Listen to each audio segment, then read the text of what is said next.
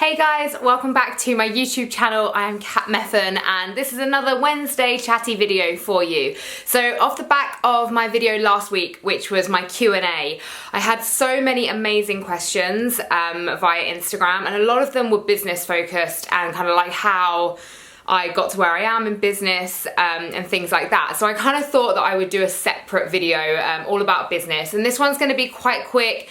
It's not super in-depth, but these are my 5 top tips for wanting to start your own business. And I really think that, you know, even though this isn't kind of like a in-depth sit down like tutorial as to how to start a business, literally these 5 tips will take you far, because you can really delve into each tip and each thing and really build your business from there and kind of like find confidence through that. So yeah, let's get started. Tip number 1 is something that I myself know all about, and it is just to be able to accept failure and to not be afraid of failure. Now, it's one of those things that's super easy to say, but I recently, the video that I actually did, which was my Wabi Sabi challenge, if you haven't watched that, then watch that. But there's a section in there all about reframing failure. And that for me was quite a big kind of way to work through all the things that have happened in my past with business and kind of looking at those things as a way to kind of grow. Now, failure in business, it's one of those things. Richard Branson is like notoriously talking about the fact that he has had so many businesses, you know, especially when he was younger, and so many of them failed, but then some of them thrived so much that he is where he is today. And I actually do believe that without failure, you're not as whole as you could be in a business sense, because you learn so much from it. So for me, I wouldn't necessarily call, I had a jewelry business aside from the yoga and everything. I absolutely love jewelry. I love designing it. And for me, it didn't fail. It's just that I didn't have enough time to put into it.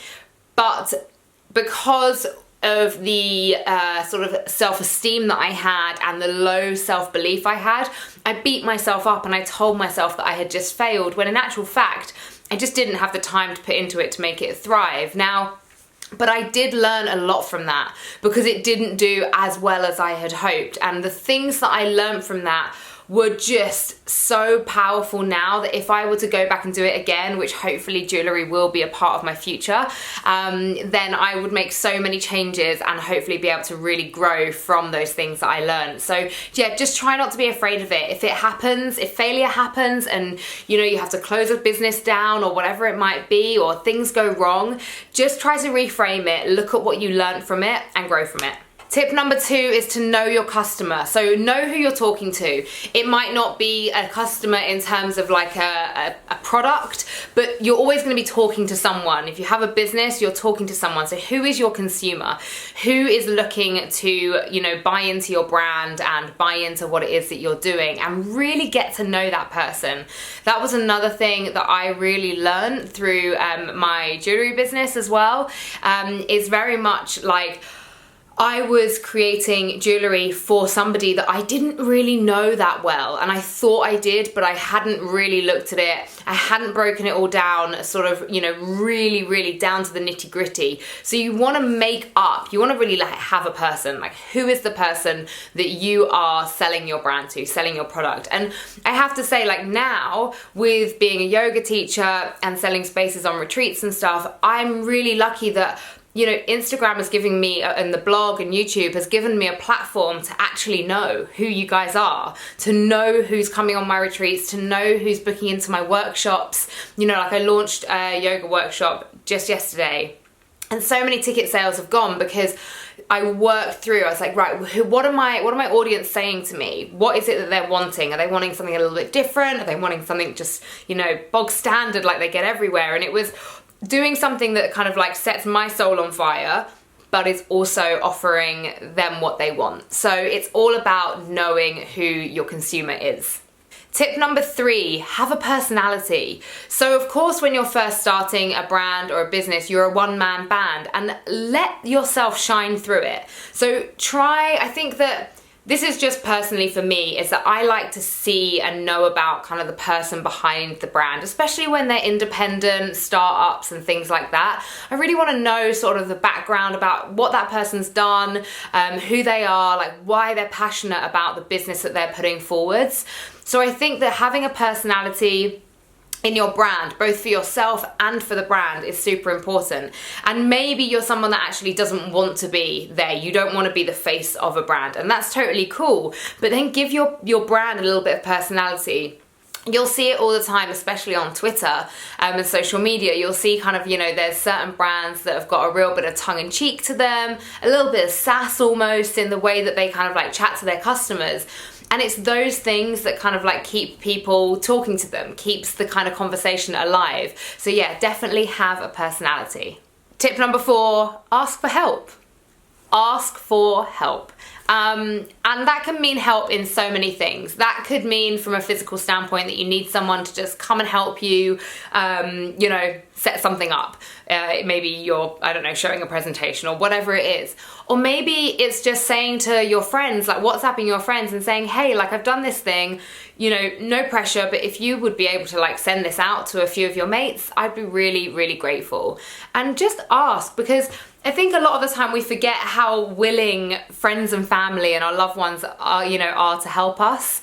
And they really are. You know, if one of your best friends came up to you and was like, I've done this thing and I'm really proud of it, but I just want to get it out there to more people, you'd sort of say, look, you know, I can't promise anything, but I'll do what I can and I will try and spread the word for you.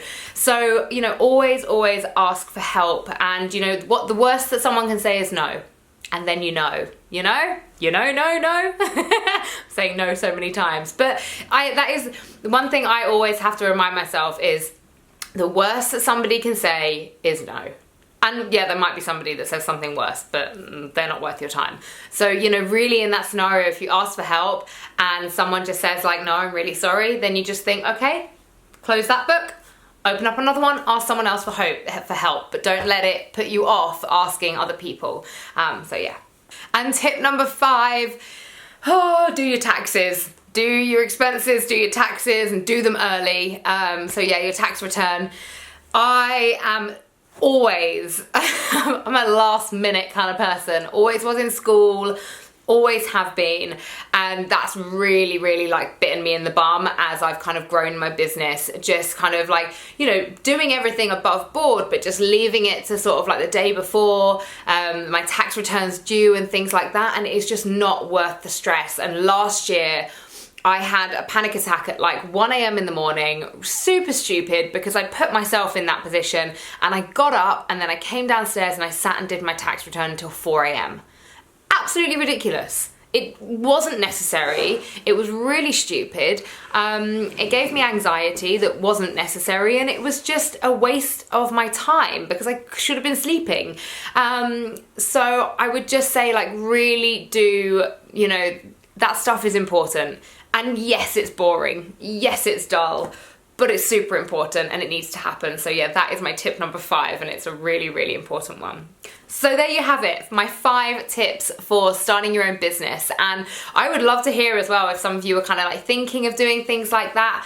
You know, before I started my own business, I actually went from full-time work into part-time work, and I was really fortunate that I had a company that I was working with at the time who were willing to allow me to do that, and that was a real good thing for me because I still had this sort of like solid income that could pay the rent and things like that, but then I was able to get creative and to really, really start my passion on the side, which is great. So that does help. And even then going forwards, I still was doing freelance and things like that, where yeah, I didn't love what I was doing, but that was just securing me the sort of, you know, the money in the bank that I needed to really build what I have today. And now I am so lucky to say that I love what I do and I love what I'm able to bring to you all. And yeah, and I couldn't have done that sort of without sort of building it bit by bit. But that doesn't mean to say as well, don't go all in, because who am I to say what works for you? That was just kind of my way of doing it. But thank you so much for watching this video. I hope you found this interesting. Comment below, subscribe. I will see you for more chatty videos and more yoga flows very soon. Take care, bye bye.